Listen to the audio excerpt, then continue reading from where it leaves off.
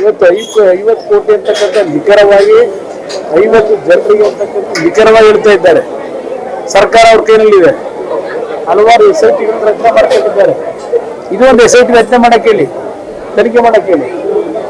SIT ಬಹುಶಃ ಈ ರಾಜ್ಯದಲ್ಲಿ ಇಷ್ಟೊಂದು SITಗಳ ದಾಖಲೆಯ ರಚನೆ ಬಹುಶಃ ರಾಜ್ಯದ ಇತಿಹಾಸದಲ್ಲ, ದೇಶದ ಇತಿಹಾಸದಲ್ಲೇ ನಡೆದಿಲ್ಲ. ಪ್ರತಿಯೊಂದಕ್ಕೂ SIT. ಅದನ್ನು ಇದಕ್ಕೂ ಒಂದು SIT ಮೊದಲು ಇಲ್ಲೇ ಇದ್ದರೆ ಮುಖ್ಯಮಂತ್ರಿಗಳ ಮತ್ತು ಅವರ ಸಚಿವ ಸಂಪುಟದ ಮಂತ್ರಿಗಳ ಹೇಳಿಕೆಯನ್ನು ಜನತೆ ಇವತ್ತು ಇದು ಒಂದು ರೀತಿಯ ಅವರ ನಡವಳಿಕೆಗಳ ಬಗ್ಗೆ ಜನಗಳಲ್ಲಿ ಹಾಸ್ಯಾಸ್ಪದ ಆಗ್ತದೆ. ಈ ರೀತಿ ಹೇಳಿಕೆ ಕೊಡ್ತಕ್ಕಂಥ ಜಮೀರ್ ಅವರು ಸರ್ ನಿಮ್ಮ ಬಗ್ಗೆ ವರ್ಣ ಬೇರೆ ನೀತಿ ಅದ್ರ ಬಗ್ಗೆ ಮಾತಾಡ್ತಾರೆ. ಅದೆಲ್ಲ ಚರ್ಚೆ ಬೇಡ. 23 ಕಳೀಲಿ, 22 ಚರ್ಚೆ ಮಾಡಿ ಅಂತ ಕರೆದಿದ್ವಿ ಅಂತ ಹೇಳಿ ಅವ್ರು ಮಾತಾಡ್ತಾರೆ. ಯಾವಾಗ ಅವ್ರು ಹೇಳ್ತಾರೆ ಸರ್ ಅದು ಆ ತಾಯಿ ನಿಂತಿದ್ದೇನೆ. ಒಂದು ಬಾರಿ ನಮ್ಮ ಈಗಿನ ವಿಧಾನ ಪರಿಷತ್ತಿನ ಸ್ಪೀಕರ್ ನನ್ನನ್ನ ಕುಮಾರ್ ಅಂತ ಸಂಬೋಧನೆ ಮಾಡಿದ್ರು. ಆಗ ಅವ್ರನ್ನ ಹೊಡಿಲಿಕ್ಕೆ ಹೋದಂತ ಗಿರಾಕಿ ನಾನು ಕರಿಯ ಅನ್ನಿಸ್ಕೊಂಡು ಇವ್ರ ಜೊತೆ ಕುಳ್ಳ ಅಂದ್ಕೊಂಡು ಏನು ಇದು ಮಾಡ್ಲಿಕ್ಕೆ ಏನು ಆ ರೀತಿಯ ಒಂದು ವಾತಾವರಣ ಬಂದಿರೋವನ್ನ. ಇಲ್ಲಿ ಈ ಪ್ರಶ್ನೆ ಇದೆಯಲ್ಲ, ಅವರ ಮಾತುಗಳು ಅದು ಸಂಸ್ಕೃತಿ ತೋರಿಸುತ್ತೆ, ಸಂಸ್ಕೃತಿಯನ್ನು ತೋರಿಸುತ್ತೆ. ಈ ಸರ್ಕಾರಕ್ಕೆ ಮಾನ ಮರ್ಯಾದೆ ಇದ್ರೆ ಅವ್ರು ಹೇಳಿದ್ರಲ್ಲ, ಅವರಿಬ್ಬರು ಬಹಳ ಆತ್ಮೀಯತೆ ಇದಕ್ಕೆಲ್ಲ ರಾಜಕೀಯವಾಗಿದ್ದು, ಈ ರೀತಿಯ ಹೇಳಿಕೆಗಳಿಗೆಲ್ಲ ಇದ್ದಿದ್ದು.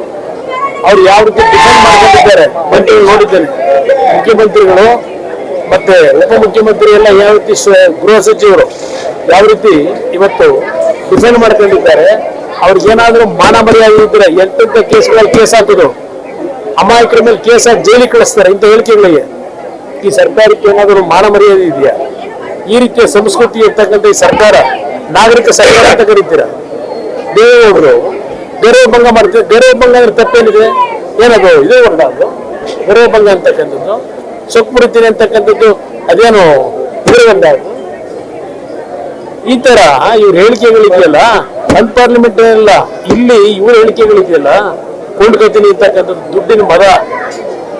ಯಾವ ಸಂದರ್ಭದಲ್ಲಿ ಯಾವ ಟೈಮ್ ಕಾಲಿಡಿದ್ರು ಏನೇನು ಅವೆಲ್ಲ ದೊಡ್ಡ ಇತಿಹಾಸಗಳಿದೆ. ಎಲ್ಲೆಲ್ಲಿದ್ರು ಇವರೆಲ್ಲ. ನಾನು ರಾಜಕೀಯವಾಗಿದ್ದಂಥದ್ದು, ವೈಯಕ್ತಿಕವಾಗಲ್ಲ, ರಾಜಕೀಯವಾಗಿದ್ದಂಥದ್ದು. ಯಾರಾದ್ರೂ ಆ ರೀತಿ ಮಾತಾಡಲಿಕ್ಕೆ ಸಾಧ್ಯ? ಚಲುವ ಹೆಸರು ಏನು ಹೇಳ್ತಾರೆ? ಏನ್ ಚಲುವ ಅಂತ ಕರೀಬೇಕಿತ್ತ? ಚಲುವ ಅಂತ ಕರೀತಾರೆ ನಿಮ್ಮನ್ನ ಅಂತ ಕರೀತಾರೆ.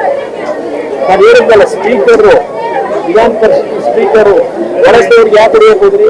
ಇದೊಂದು ಹೊರಟವ್ರು ಕೇಳಿ ಕುಡಿಯಕ್ಕೆ ಹೋಗಿದ್ರಲ್ಲ, ಯಾವ ಕಾರಣ ಕುಡಿಯಕ್ಕೆ ಹೋಗಿದ್ರು? ಇದು ಈ ರೀತಿಯ ಹೇಳಿಕೆ ಇದೆಯಲ್ಲ, ಅವರ ಒಂದು ಕಲ್ಚರ್ ಇದೆ ತೋರಿಸಿದ್ರೆ. ಚನ್ನಪಟ್ಟಣ ಎಲೆಕ್ಷನ್ ಆ ಪದಬಳಕೆ ನನ್ನಿಂದಲೂ ಆಗಿಲ್ಲ, ಅವರಿಂದಲೂ ಆಗಿಲ್ಲ. ಅವರು ನಾನು ಕೊಟ್ಟಂತ ಏನು ಒಂದು ಇದು ನೋಡ್ಬೇಕಾದ ಗೌರವ ಮರ್ಯಾದೆ ಏನು ಆ ಮರ್ಯಾದೆ ಚನ್ನಪಟ್ಟಣ ನಿಖಿಲ್ ಅವ್ರದ್ದು ಹೇಗಿದೆ ಸರ್? ಜನತೆಯ ಆಶೀರ್ವಾದ ಆಗಿದೆ. ಯಾವುದೇ ರೀತಿಯ ಸಮಸ್ಯೆ ಇದ್ದರೆ ಉತ್ತಮವಾದ ಒಂದು ರೀತಿಯಲ್ಲಿ